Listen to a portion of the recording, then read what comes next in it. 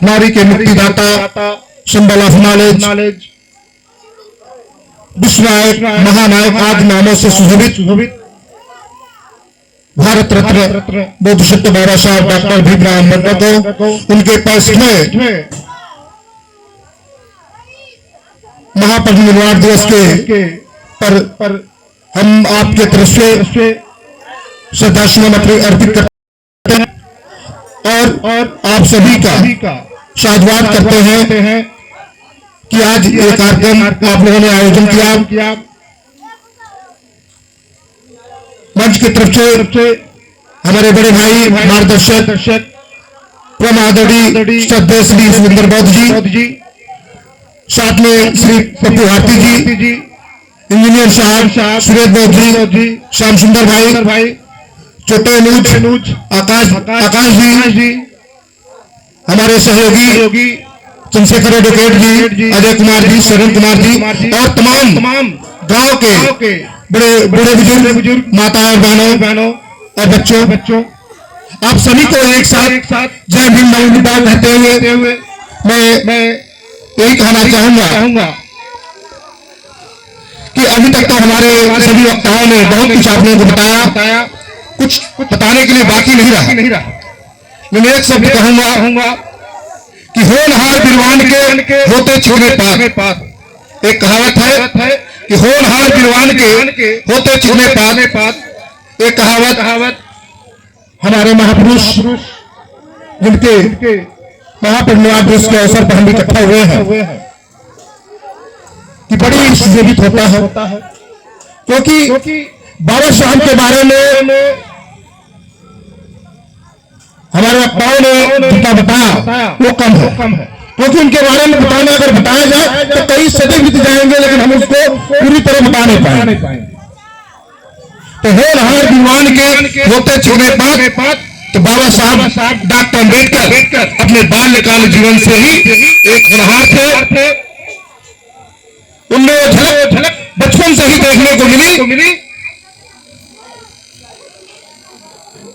जो आज हम लोग को एक सुसज्जित समाज, एक खुला आसमान, आज हम जो भी हैं अपने बाबा साहब डॉक्टर अम्बेडकर की देन है कि आज हम यहाँ इकट्ठा होकर सभा कर रहे हैं, एक दूसरे को सुन रहे हैं, दूसरों के अपेक्षा हम अपनी गाड़ियों से चलते हैं। एक समय था कि हमें अपने परछाई से ही लोगों को हमारे परछाई से भी डर लगता था कि उनकी परछाई में पड़ जाए अपवित्र हो जाएंगे। तो ऐसा वो समय आज के समय में नहीं। आज तो आप ठोक के कह सकते हैं भैया तुम जाओ, मर्जी करो तो मेरे पास बैठो, अन्यथा दूसरा रास्ता। मैं तो इसी के संबंध में एक वाकया सुनाना चाहूंगा बाबा साहब डॉक्टर अम्बेडकर के बारे में। लेकिन उससे पहले अभी चर्चा हो रही थी तो हमारे बदाचार्य जी ने एक बात कही थी कि बैरिस्टर और वकील का जिक्र आया था। तो हमारे बाबा साहब डॉक्टर अम्बेडकर बैरिस्टर थे, लेकिन अब कुछ लोग ये सोचेंगे कि भाई बैरिस्टर क्यों कहा जाता था, वो तो वकील भी हो सकते हैं। बिल्कुल सही, दोनों का शब्द एक ही है, लेकिन समझने का फर्क बस इतना है कि बैरिस्टर जो विदेश में पढ़ने जाता था, विदेश से लंदन विदेश से पढ़ के वकालत के करता था, तो उसको बैरिस्टर कहा जाता था। और जो हिंदुस्तान में कानून की पढ़ाई पढ़ता था उसे लॉयर चाहे एडवोकेट आप कह सकते हैं। तो बैरिस्टर और लॉयर मतलब इतना ही अंतर था, दूसरा कोई अंतर नहीं है। आप ये ना समझिएगा कि बैरिस्टर थे तो क्यों उनको कहा जाता कानून के जानकारी का। लेकिन हमारे देश में सिर्फ दो ही लोग बैरिस्टर आप लाते, एक महात्मा गांधी को कहा जाता है, एक बाबा साहब डॉक्टर अम्बेडकर। साथियों, हमारे वक्ताओं ने बताया कि हमारे बाबा साहब डॉक्टर अम्बेडकर को 32 भाषाओं की डिग्री उनके पास थी, जिसमें 3 विषयों की उन्होंने डॉक्टरेट मानद उपाधि ली थी। उसमें था इकोनॉमिक्स, पॉलिटिकल साइंस और कानून की डिग्री। ये 3 डिग्रियों में उन्होंने डॉक्टरेट उपाधि दिया था। और एक सबसे बड़ी बात बता रहा है, इकोनॉमिक्स की जो थीसिस उनको पूरा करना था 8 साल में, उन्होंने 2.25 साल के आसपास में ही पूरा कर दिया था। ये सबसे बड़ा विषय सोचने वाली बात कि जो थीसिस 8 साल में पूरा होती थी, उस जमाने में 8 साल का समय दिया जाता था, लेकिन बाबा साहब ने उसे 2.25 साल के आसपास में पूरा करके अपने वतन को लौट आए थे। और आज के समय में अगर कहा जाए तो उनके जैसा कोई विद्वान शायद पैदा तो हुआ ही नहीं। अब पता नहीं भगवान ईश्वर पैदा होगा कि नहीं होगा, नहीं जानता। माना जाता है कि विश्व में 6 विद्वान हुए और उन 6 विद्वान में से एक हमारे बाबा साहब अम्बेडकर थे। आज हमारे महिलाओं की तरफ से ज्यादा हम लोग को परेशानी झेलनी पड़ती है, कारण कि घर परिवार महिलाओं को चलाना पड़ता है। क्योंकि पुरुष तो अपने जो दिनचर्या है, काम करना, मजदूरी करना, वो सब उनको करना होता है, लेकिन घरेलू जो संभालना होता है वो महिलाओं का। तो आप लोगों को पहले एक चीज बता दें हम कि आज जो भी अधिकार आप लोगों को दिया गया है, जो आप बैठ कर सुन रही हैं, बोल रही हैं, वो बाबा साहब की देन है। कारण उसका जान लीजिए कि महिलाओं को हमारे हिंदू समाज में पैर की जूती समझा जाता था 1950 के पहले। जब तक हमारा संविधान लागू नहीं हुआ था, उसके पहले महिलाएं पैर की जूती हुआ करती थी। बस एक भोग की वस्तु कह लीजिए, भोग की वस्तु थी। लेकिन बाबा साहब ने महिलाओं को अधिकार देने के लिए हिंदू कोड बिल लाया। और आपको ये बताकर आश्चर्यचकित होगा कि आज तक कोई ऐसा मंत्री या विधायक आपने नहीं देखा होगा जिन्होंने बिल न पास होने के कारण अपने पद से इस्तीफा दे दिया। लेकिन बाबा साहब डॉक्टर अम्बेडकर ने हिंदू कोड बिल पास नहीं हुआ, महिलाओं को जो सुविधाएं मिलनी चाहिए थी उसके लिए था वो हिंदू कोड बिल, वो पास नहीं हुआ। कांग्रेस सरकार ने उसको पास नहीं होने दिया, तो बाबा साहब उस समय कानून मंत्री हुआ करते थे, उन्होंने अपने पद से इस्तीफा दे दिया। तो साथियों, ऐसे हमारे थे बाबा साहब। उनके बारे में कहा जाता है कि एक बार जब बाहर से बैरिस्टर की डिग्री लेकर आए तो उन्होंने बड़ौदा नरेश के यहाँ नौकरी की। वहां भी उनका मन नहीं लगा, तो वकालत मामले में वकालत करना उन्होंने ठीक समझा। जब वकालत करने गए तो वहां भी छुआछूत इतनी चरम पे थी कि लोग कुर्सियों पर रखकर बैठने गए, कुर्सियों पर बैठने की मनाही थी। वहां पर अन्य जो बिरादरी के लोग मतलब थे, वो छुआछूत में इतने ग्रसित थे कि जज से भी कहना पड़ा, जज को भी कहना पड़ा कि आप कुर्सी हटा लीजिए। तो बाबा साहब ने कहा कुर्सी हटा लीजिए, मैं जमीन पर बैठ जाता हूं। तो जज भी इस फंसों पे इसमें पड़ गया कि मैं क्या कहूं। उन्होंने कहा कि धरती तुम्हारी है, आप अपनी कुर्सी हटा लीजिए, कोई दिक्कत नहीं है मुझे। इससे नहीं आप हटा सकते, इसको नहीं हटा सकते आप, मैं यहीं बैठूं। अंदर मजबूर होकर जज ने बाबा साहब के लिए कुर्सी की व्यवस्था की। तो ऐसे थे हमारे बाबा। आज तमाम तरह की बातें होती है, तमाम तरह की त्याग की बात करते हैं हम लोग, लेकिन बाबा साहब जैसा त्याग मूर्ति न तो पैदा हुआ है, न तो कभी पैदा होगा, जैसा मेरा मानना। अब आप लोग कहेंगे कैसा त्याग किया था उन्होंने, तो आप लोग को बता दें कि बाबा साहब के कई संतान हुए जो इलाज के अभाव में दम तोड़ गए। उनमें से उनके बच्चे में से एक राजरत्न थे जिनकी मृत्यु उस समय हुई जब बाबा साहब गोल मेज सम्मेलन में जा रहे थे और उनके भाई आके उनको बताए भी, उन्होंने यही कहा था कि आज एक बेटे के लिए मैं अपने घर नहीं लौट सकता, क्योंकि करोड़ों बेटे की जिंदगी दांव पे लगी। अब आप ही सोच सकते हैं कि आज के दौर में इतना त्याग मूर्ति कौन होगा। आज अभी कोई कहीं भी चले जाए, किसी नौकरी में चले जाए, वहां अगर उसको बताया जाए कि आपके बच्चे की तबीयत खराब है, आपकी बीवी की तबीयत खराब है, तो सारा काम छोड़ करके वो वहां आएगा, चाहे कितना भी इंपॉर्टेंट काम हो।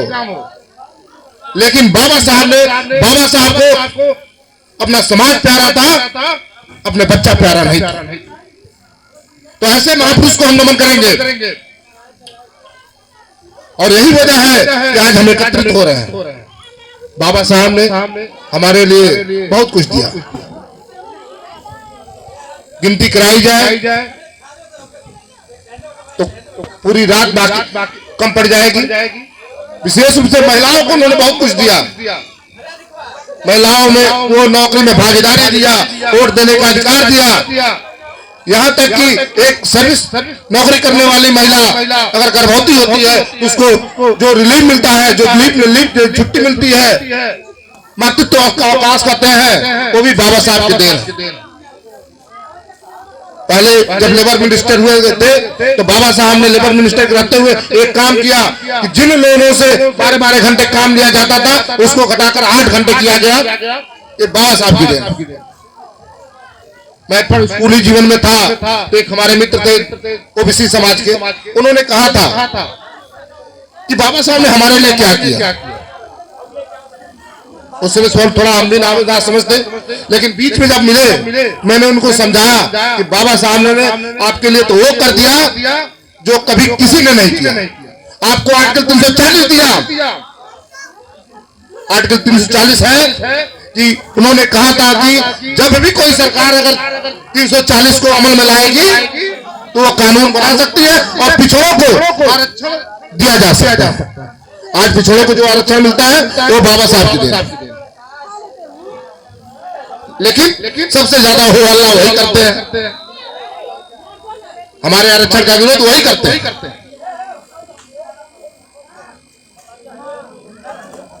साथियों,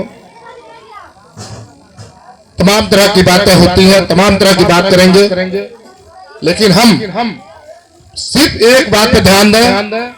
जैसा कि हमारे पूर्व वक्ताओं ने भी कहा कि हम एक रोटी कम खाएं लेकिन अपने बच्चों को पढ़ाएं।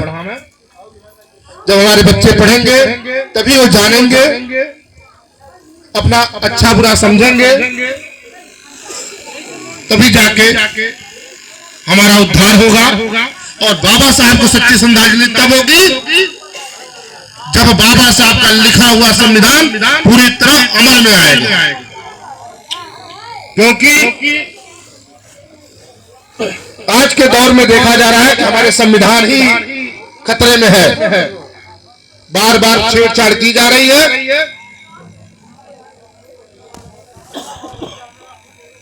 बार बार छेड़छाड़ करने के नाते हम ये कह सकते हैं कि हमें सजग रहना होगा अपने अधिकारों को लेके, अपने संविधान को लेके, तभी जाके हमारा संविधान बच पाएगा।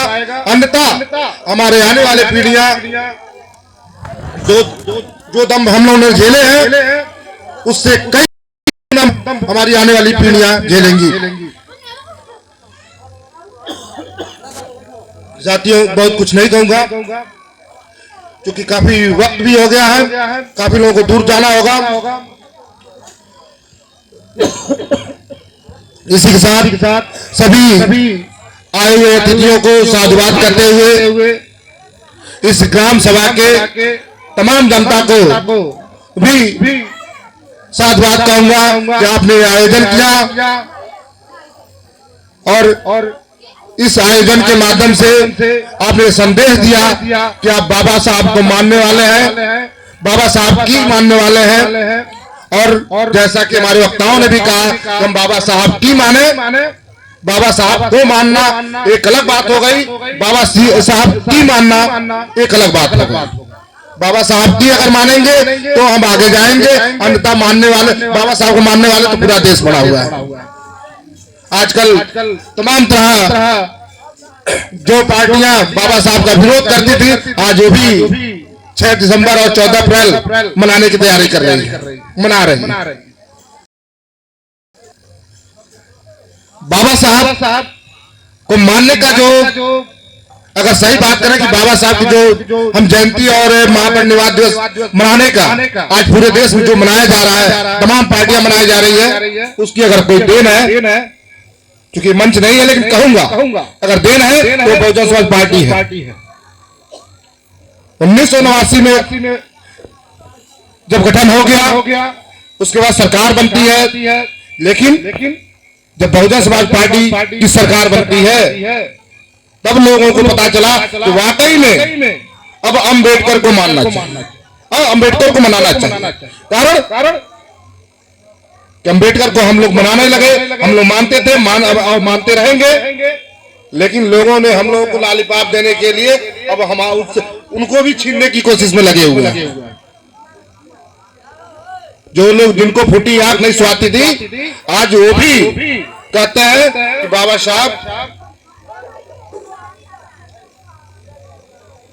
तो ऐसे थे। तो इन लोगों से बच के रह के अपने मिशन को आप लोग पूरा करेंगे, अपने कारवा को आगे बढ़ाएंगे, अपने बच्चों को पढ़ाएंगे लिखाएंगे। इससे ज्यादा कुछ नहीं कहूंगा। फिर अगर भविष्य में कभी मुलाकात होगी तो कुछ और रूबरू होंगे हम लोग। इसी के साथ नमो बुद्धाय, जय भीम, जय भारत, जय संविधान, जय मूल्य।